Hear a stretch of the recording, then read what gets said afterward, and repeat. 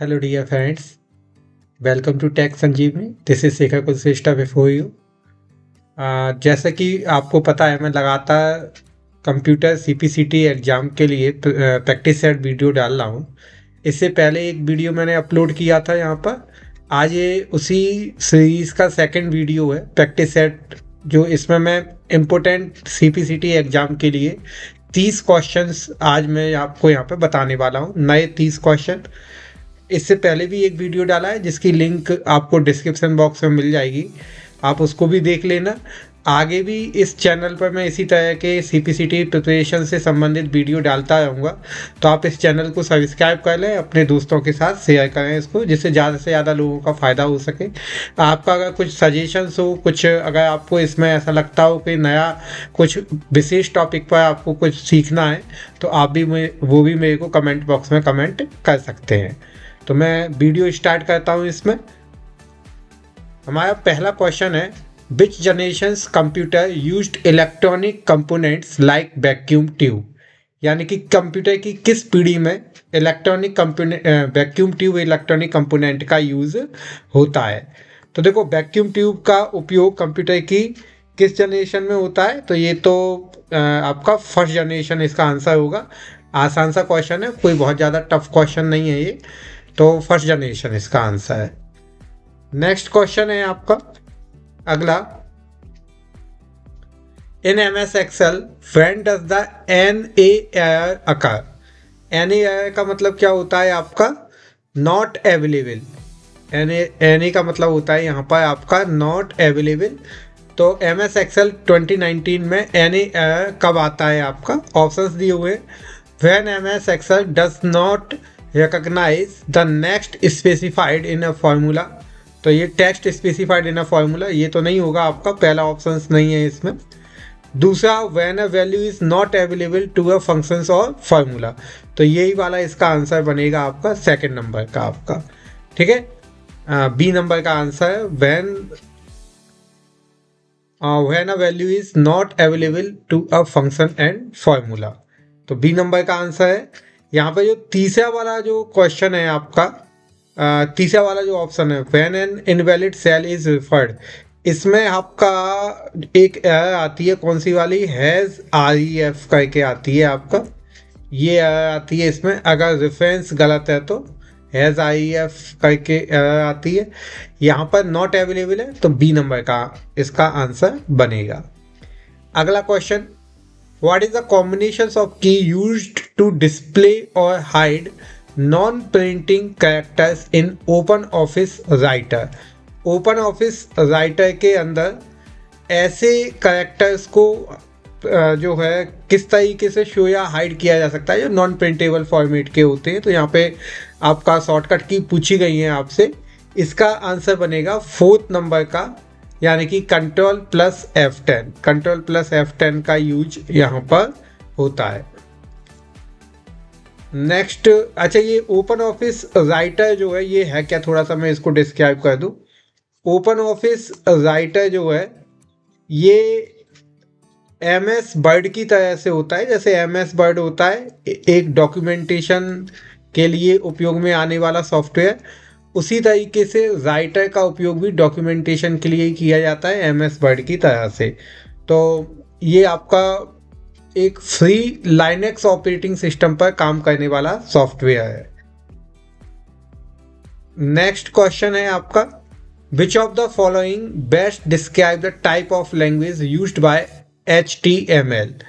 इनमें से क्या आपका बेस्ट डिस्कशन है, तो आंसर यहाँ पे आ गया है आपका मार्कअप लैंग्वेज। कौन सा है आपका, मार्कअप। एक्चुअल में HTML का फुल फॉर्म ही क्या होता है आपका, तो HTML का फुल फॉर्म होता है हाइपर टेक्स्ट मार्कअप लैंग्वेज। तो इसमें इसके फुल फॉर्म में ही इसका दिया हुआ है हाइपर टेक्स्ट मार्कअप लैंग्वेज। तो ये एक मार्कअप लैंग्वेज है आपका, तो इसका आंसर बनेगा मार्कअप लैंग्वेज। मार्कअप लैंग्वेज क्या होती है आपकी, तो जिसमें टैग का उपयोग होता है। इस तरह से अपन टैग यूज करते हैं, जैसे यहाँ पे अपन ने HTML टैग यूज किया या हेड टैग यूज किया, तो जहाँ पर टैग का उपयोग होता है वो मार्कअप लैंग्वेज कहलाती है आपका। तो HTML में इसका आंसर बनेगा आपका मार्कअप लैंग्वेज, पहला वाला। अगला CDR स्टैंड फॉर। CDR का मतलब क्या होता है? तो कॉम्पैक्ट डिस्क रिकॉर्डेबल, यही आंसर बनेगा। एक्चुअल में जो CD होती हैं आपकी, तो CD के यहाँ पर 3 टाइप होते हैं। CD रोम होता है आपका, CDR होता है, और एक CDRW होता है। ठीक है, तो CD रोम का मतलब क्या होता है? Compact disc read only memory. CDR का मतलब होता है CD recordable, compact disc recordable, और RW का मतलब होता है री राइटेबल। तो यहाँ पर आंसर बनेगा पहला वाला, यानी कि रिकॉर्डेबल आपका आंसर बनेगा। ठीक है, रिकॉर्डेबल का मतलब क्या होता है? ये खाली CD होती है, ब्लैंक CD होती है ये आपकी, और इसके अंदर अपन क्या है, डेटा फीड कर सकते हैं, डेटा भर सकते हैं। ठीक है, कुछ और पॉइंट इसके बारे में मैं बताऊं। जैसे CD पर जब हम डेटा रिकॉर्ड करते हैं तो उसको वर्निंग बोलते हैं। क्या बोलते हैं? डेटा वर्न करना। तो वर्निंग कहलाता है आपका BURN। और CD पर डेटा को रिकॉर्ड करने के लिए नैरो सॉफ्टवेयर का यूज किया जाता है। एक बार ये भी क्वेश्चन पूछा जा चुका है, CD पर डेटा को लिखने के लिए कौन सा सॉफ्टवेयर उपयोग में आता है? तो नैरो सॉफ्टवेयर का उपयोग होता है, NERO। ये भी आप याद कर लेना। ठीक है, चलो अगला question next. Which of the following is a point and draw device? निम्न में से क्या पॉइंट एंड ड्रॉ डिवाइस है आपका? तो देखो, इसमें अगर ऑप्शंस में हम देखें तो mouse, scanner, printer and CD रोम। तो देखो, CD रोम तो स्टोरेज डिवाइस होती है, प्रिंटर प्रिंट करने का काम करता है, स्कैनर स्कैनिंग का काम करता है। यहाँ पर आंसर बनेगा आपको माउस। तो इसका सही आंसर है आपका माउस। ठीक है, माउस एक पॉइंटिंग डिवाइस है, पॉइंट एंड ड्रॉ, पॉइंट करके यानी कि क्लिक करके अपन ड्राइंग का काम इसकी सहायता से करते हैं। अगला क्वेश्चन है, which of the following is a necessary task in, ये आपका क्या छुप गया है यहाँ पर,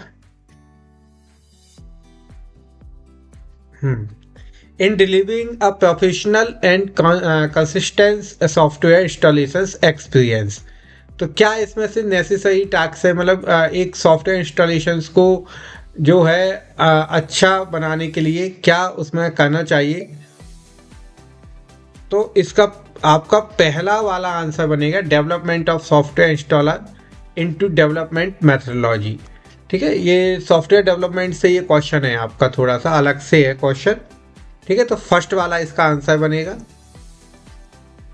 विच printer driver enable window application to create XPS file? यानी कि कौन सा प्रिंटर ड्राइवर विंडो एप्लीकेशन में XPS फाइल बनाने के लिए सुविधा देता है आपका? तो इसमें आपको ड्राइवर का नाम बताना है, कौन सा ड्राइवर देता है आपका। पहले नंबर का आंसर बनेगा माइक्रोसॉफ्ट XPS डॉक्यूमेंट राइटर। ये आपका XPS फाइल बनाने की सुविधा देता है। ठीक है, XPS फाइल क्या होता है? तो ये आपका एक तरह का डेटा शीट टाइप का फाइल रहता है जो आसानी से नेटवर्क पर शेयर हो जाता है। तो फर्स्ट नंबर का इसका आंसर बनेगा ये वाला।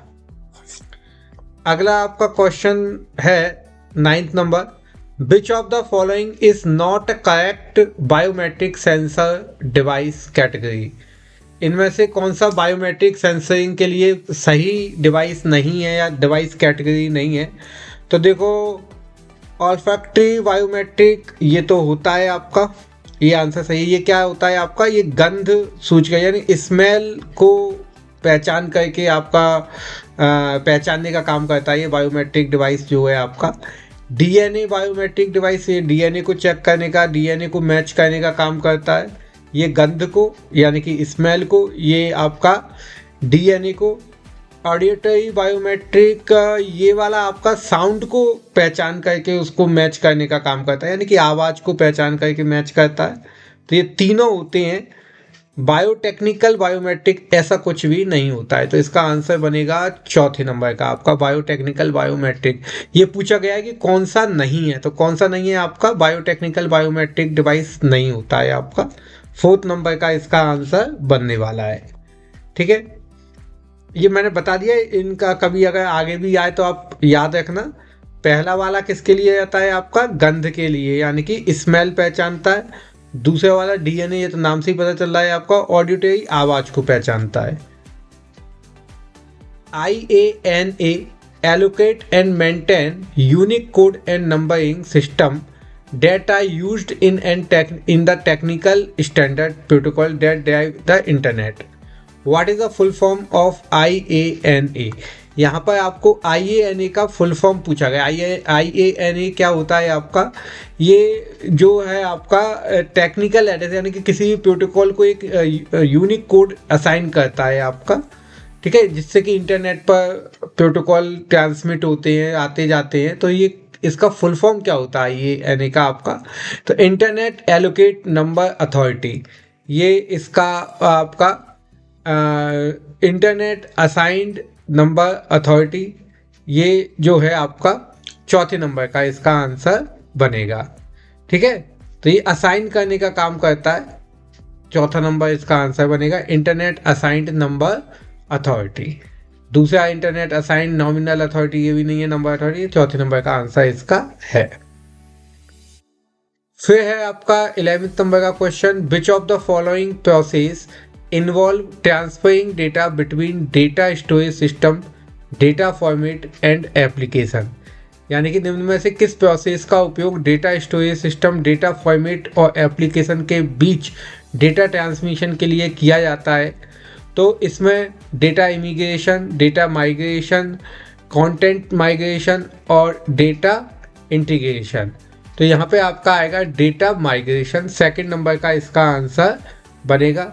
डेटा माइग्रेट करता है आपका from one place to another place, data storage, data format, अलग अलग जगह पर डेटा के ट्रांसमिशन के लिए कौन सा डेटा माइग्रेशन प्रोसेस का यूज होता है। मुझे लगता है समझ में आया होगा ये आपको। अगला question, what does HTTP stand for. HTTP का फुल फॉर्म क्या है, तो ये तो मैंने कल का एक वीडियो मैंने डाला था, उसमें भी मैंने बताया था। HTTP hyper text transfer protocol, यानी कि थर्ड नंबर का इसका आंसर बनेगा, hyper text transferred protocol. HTTP protocol के बारे में थोड़ा सा आप ये नोट कर लेना, ये OSI मॉडल की एप्लीकेशन लेयर पे आता है। किस पे आता है आपका, एप्लीकेशन लेयर पे काम करता है। ठीक है, और क्या काम करता है, इसका काम क्या होता है, तो ये जो है आपका हाइपर टेक्स्ट फॉर्मेटेड डेटा को एक जगह से दूसरी जगह, यानी कि एक सर्वर से दूसरे सर्वर पर ट्रांसमिट करने का काम करता है। जो वेब पेजेस आप ओपन करते हो, उन वेब पेजेस को ट्रांसमिट करने का, जैसे आपने कोई रिक्वेस्ट डाली वेब ब्राउज़र में, तो उसका कंटेंट को कॉपी करके लेके आना किसका काम होता है, हाइपर टेक्स्ट ट्रांसफर प्रोटोकॉल का रहता है। ठीक है, एप्लीकेशन लेयर पर काम करता है। अगला question, what type of printer is a dam printer. Dam printer किस प्रकार का प्रिंटर होता है, तो देखो डैम प्रिंटर आपका एक इम्पैक्ट प्रिंटर होता है, यानी कि चौथे नंबर का आंसर बनेगा इसका इम्पैक्ट प्रिंटर। ठीक है, बाकी ये जो दोनों दिए हुए हैं इंकजेट और लेज़र, ये नॉन इम्पैक्ट कैटेगरी के होते हैं। किस टाइप के होते हैं, नॉन इम्पैक्ट। और डैम प्रिंटर कैसा होता है, इम्पैक्ट होता है। देखो इम्पैक्ट, यहाँ पे मैं थोड़ा सा आपको डिस्क्राइब कर दूँ। जो इम्पैक्ट प्रिंटर है आपका, है ना, प्रिंटर को अगर अपन देखें तो यहाँ पे दो कैटेगरी में बांटते हैं अपन। एक होता है आपका इम्पैक्ट और एक होता है आपका नॉन इम्पैक्ट। ये दो कैटेगरी होती हैं इसकी। इम्पैक्ट में कौन कौन से आ जाते हैं आपके, तो 5 प्रिंटर आते हैं इसके अंदर। एक आ जाता है आपका DMP, डॉट मैट्रिक्स प्रिंटर। एक होता है ड्रम, चैन और आपका बैंड, और एक और होता है, ये चौथे नंबर का हो गया। 5वें नंबर पे आता है आपका Daisy wheel printer, Daisy wheel. ये 5 प्रकार के होते हैं। नॉन इम्पैक्ट में कौन कौन से होते हैं आपके, तो ये लिखे हुए हैं आपके कौन कौन से, यहाँ पे मैं लिख देता हूँ, एक तो इंकजेट हो गया, एक लेज़र हो गया पहला, दूसरा, और एक और होता है थर्मल, यहाँ लिख देता हूँ मैं थर्मल प्रिंटर। ये सब नॉन इम्पैक्ट होते हैं। 3 प्रिंटर नॉन इम्पैक्ट में, 5 प्रिंटर इम्पैक्ट कैटेगरी में होते हैं। मुझे लगता है समझ में आ गया होगा आपको, नोट कर लेना इसको। अगले नंबर पे आता है आपका dot matrix printer can handle printing on, यानी कि डॉट मैट्रिक्स प्रिंटर किस तरह की प्रिंटिंग पेपर को आपका सपोर्ट करता है। तो आपका जो है किस तरह के पेपर पर अपन प्रिंटिंग कर सकते हैं, तो कंटिन्यूअस पेपर शीट पर या इंडिविजुअल पेपर शीट पर, एनवलप पर, या बोथ, दोनों, continuous paper sheet and individual दोनों तरह पे। तो देखो कंटिन्यूअस से आप इसका मतलब क्या है, कंटिन्यूअस शीट क्या होती है, जिसमें पेपर आपको मैनुअली बदलने नहीं होते, पेपर लॉन्ग कंटिन्यूअस शीट होती है, अपने आप आगे आगे आगे बढ़ता जाता है। जो बिल वगैरह प्रिंट होते हैं वो कंटिन्यूअस शीट पर प्रिंट होते हैं आपके, है ना। एक बिल प्रिंट होगा, फिर दूसरे अपने आप ही आ जाएगा, फिर तीसरे आ जाएगा, तो वो कंटिन्यूअस शीट कहलाती है आपकी। अलग अलग पेपर नहीं होते, वो सारे पेपर आपस में जॉइंट किए हुए होते हैं, तो वो कंटिन्यूअस शीट होती है। इंडिविजुअल यहाँ पर पेपर शीट अलग अलग होती हैं, जैसे A4 का बंडल लेके आओगे तो हर पेपर अलग अलग है आपका। तो डॉट मैट्रिक्स में दोनों तरह की पेपर पर प्रिंटिंग पॉसिबल है, कंटिन्यूअस पर भी पॉसिबल है और इंडिविजुअल पर भी पॉसिबल है आपका।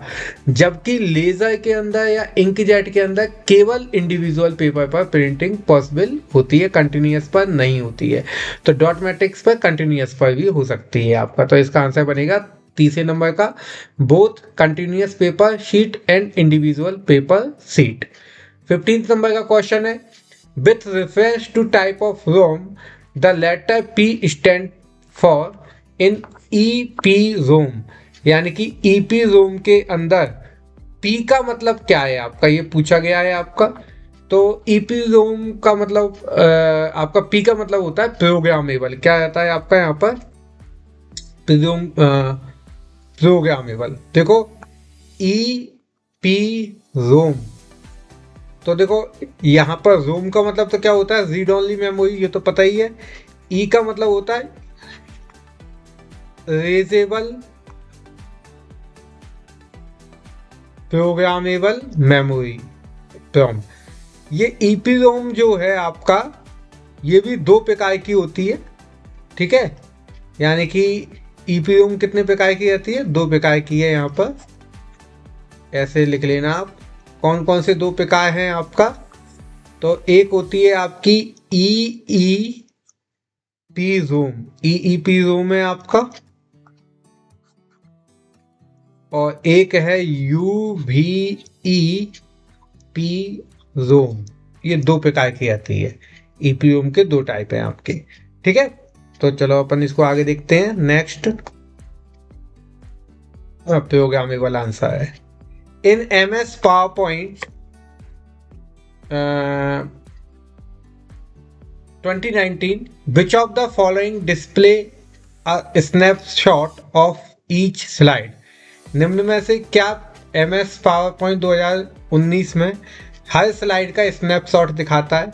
Thumbnail slide, title place holder, सब टाइटल प्लेस होल्डर और करप्स। तो आपका देखो इसमें आंसर आएगा थंबनेल स्लाइड। आपका थंबनेल स्लाइड है आपका।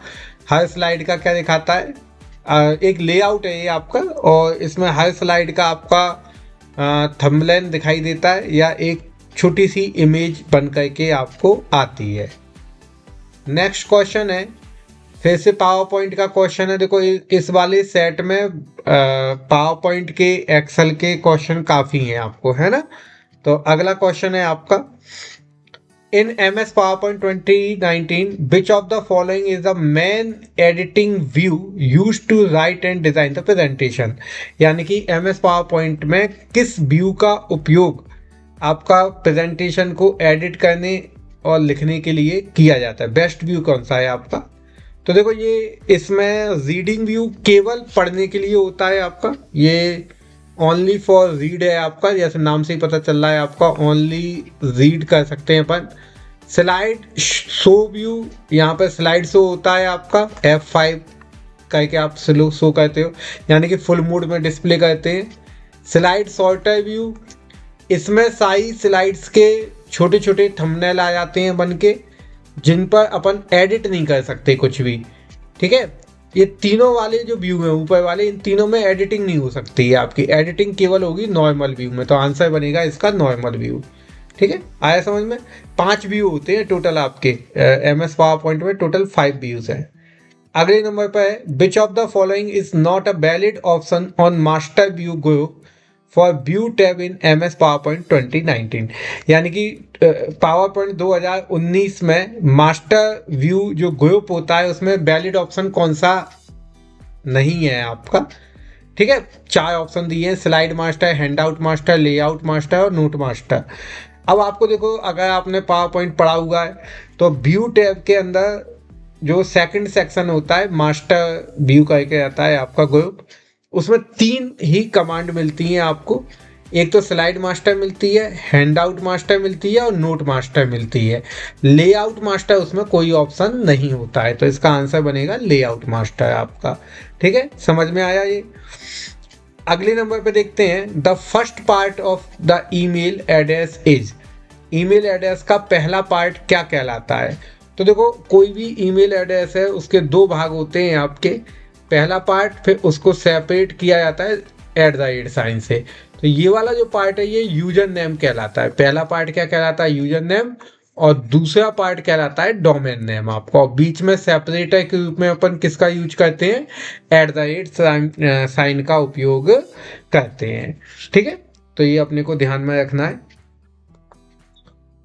20 नंबर का question, which of the following is not a compression method variation.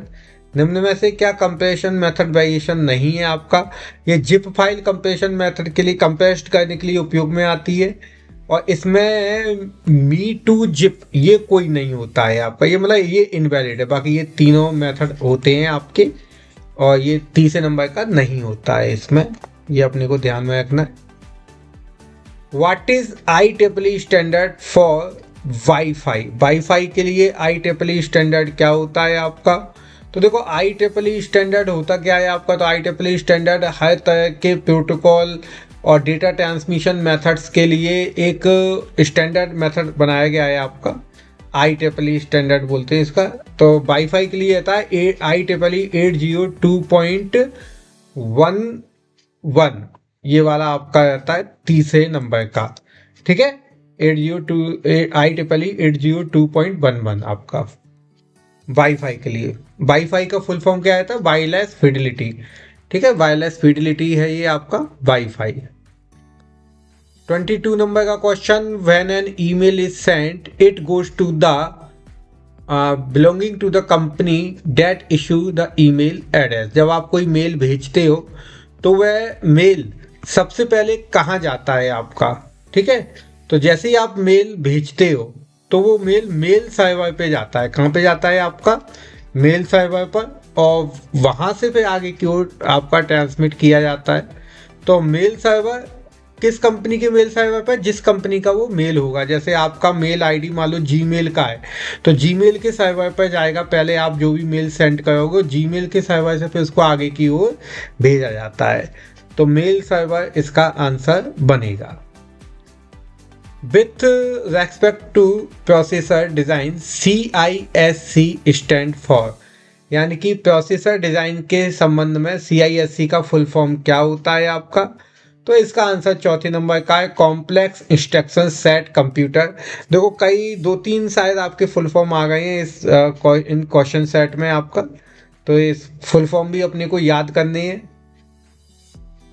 The laptop turned on properly but has a destroyed and garbled image on the screen. What could be the problem? यानी कि आपका laptop तो ठीक से चालू हो रहा है पर उसकी स्क्रीन पर इमेज सही से दिखाई नहीं दे रही है।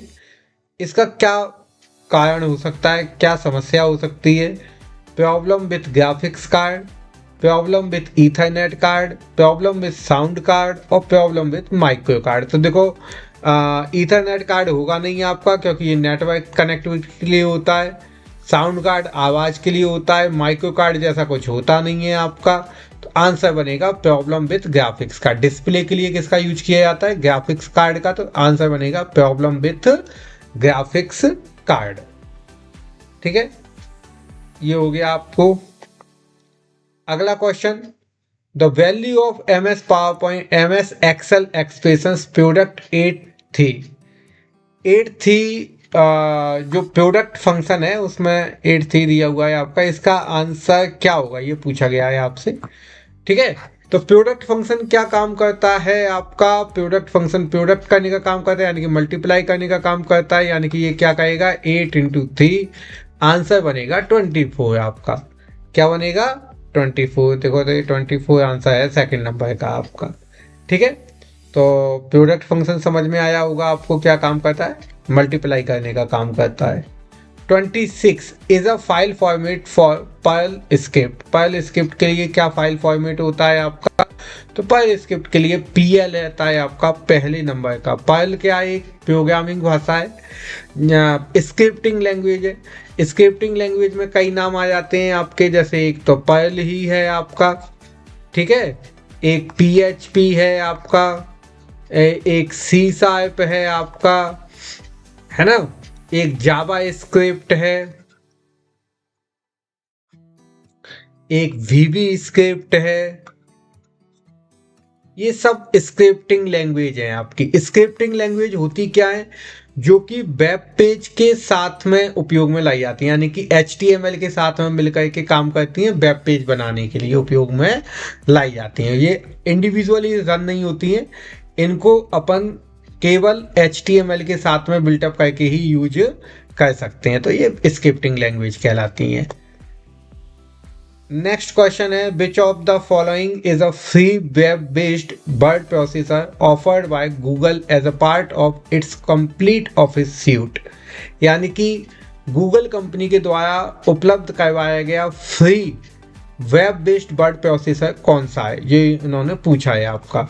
तो गूगल कंपनी के द्वारा उपलब्ध करवाया गया आपका जो है वर्ड प्रोसेसर गूगल डॉक है आपका। कौन सा है, गूगल डॉक, ये अपने को समझ में आना चाहिए। MS वर्ड भी एक वर्ड प्रोसेसर है, पर ये किस कंपनी का है, माइक्रोसॉफ्ट का है आपका। तो इन्होंने तो गूगल कंपनी का पूछा था, माइक्रोसॉफ्ट का तो पूछा नहीं है। नोटपैड भी एक वर्ड प्रोसेसर है, ये भी माइक्रोसॉफ्ट का है आपका। किसका है, माइक्रोसॉफ्ट का। जीमेल वर्ड प्रोसेसर होता ही नहीं है, ये तो ईमेल सर्विस है आपकी, ये भी गूगल की है बट ईमेल सर्विस है। गूगल डॉक जो है आपका एक वर्ड प्रोसेसर है जो गूगल कंपनी के द्वारा उपलब्ध करवाया जाता है, और सबसे बड़ी बात है ये फ्री ऑफ कॉस्ट मिलता है, कोई भी इसको ऑनलाइन यूज कर सकता है। अंतर इतना है कि ये ऑनलाइन ही यूज में आता है, आप इसको वर्ड की तरह से ऑफलाइन यूज नहीं कर सकते। ये गूगल की साइट पे जाकर के ही आप इसको यूज कर सकते हो, गूगल डॉक का उपयोग। गूगल डॉक पे सभी तरह की वर्ड प्रोसेसिंग फाइलें चल सकती हैं, MS वर्ड वगैरह की फाइलें भी इस पर चलाई जा सकती हैं। नेक्स्ट क्वेश्चन है 28 नंबर का, नीचे दिए गए ऑप्शंस में से कौन सा दिए गए स्टेटमेंट की सच्चाई बताता है। गूगल डॉक .doc फाइलों को सपोर्ट करता है, ठीक है। दूसरा ऑप्शन, एक और गूगल डॉक से क्वेश्चन है, गूगल डॉक एक ऑनलाइन वर्ड प्रोसेसर है, आप रियल टाइम में कई लोगों के साथ शेयर और कोलैबोरेट कर सकते हैं। तो देखो पहला वाला ऑप्शन सही है, अभी मैंने बोला ही था आपका, गूगल डॉक जो है वो क्या काम करता है, डॉक्यूमेंट फाइलों को सपोर्ट करता है, सारी तरह की डॉक्यूमेंट फाइलें चलाई जा सकती हैं। और दूसरा वाला भी सही है, क्योंकि अभी इसका आंसर पूछा गया था आपसे, Google doc online word processor उन्होंने खुद बताया था। तो ये आपका सेकंड नंबर का आंसर बनेगा। ट्रू एंड ट्रू दोनों इसके आंसर क्या है, ट्रू है आपका, ठीक है। अगला क्वेश्चन देख लेते हैं अपन। नेक्स्ट क्वेश्चन 29 नंबर का, नीचे दिए गए कथनों के संबंध में सही या गलत को बताएं। MS एक्सेल एक एप्लीकेशन सॉफ्टवेयर है, तो भाई बिल्कुल सही है, एप्लीकेशन सॉफ्टवेयर ही है। MS एक्सेल में एक फॉर्मूला हैशटैग के साथ उपयोग में लाया जाता है, ये गलत है आपका। हैशटैग के साथ में उपयोग में नहीं लाया जाता, इक्वल के साथ में उपयोग में लाया जाता है। तो एक सही एक गलत, यानी कि इसका भी दूसरा वाला आंसर ही बनने वाला है, एक सही एक गलत आपका, ठीक है। अगला देखते हैं अपन next Who among the following is credited with launching the Meta app? निम्न में से किसे मेटा ऐप लॉन्च करने के लिए श्रेय दिया जाता है? मेटा ऐप किसने लॉन्च किया है आपका? तो मार्क जकरबर्ग ने लॉन्च किया है। फेसबुक के ये मालिक है, वो मेटा ऐप इन्हीं के ही द्वारा डेवलप किया गया है। आपका आपके मेटा एआई के नाम से आपके व्हाट्सएप पर, फेसबुक पर भी आपको जो है ऐप मिल जाता है। तो मार्क जकरबर्ग के द्वारा ही इसको बनाया गया है, मेटा ऐप को। ठीक है, तो ये जो है 30 क्वेश्चंस आज के मैंने आपको बताए। डिटेल में मैंने इनको समझाया, कुछ एक्स्ट्रा पॉइंट्स भी मैंने बताए हैं। अगर आपको ठीक लगा है, अच्छा लगा है, तो आप इसको और लोगों के साथ भी शेयर करें। ज़्यादा से ज़्यादा मेरी वीडियोस को शेयर करें, जिससे मुझे भी और एक्स्ट्रा नई वीडियो बनाने के लिए थोड़ा सा प्रोत्साहन मिलता है। आपके शेयर करने से आपका तो कुछ जाना नहीं है, उसमें थोड़ा सा बस शेयर करना है। वीडियो को लाइक करें और शेयर करें, चैनल सब्सक्राइब करें। आगे फिर मैं ऐसे ही वीडियो आपको बनाता रहूँगा, तो इसलिए चैनल को सब्सक्राइब करें, जिससे आपको समय पर आपकी वीडियो देखने को मिल जाए। तब तक के लिए थैंक यू वेरी मच।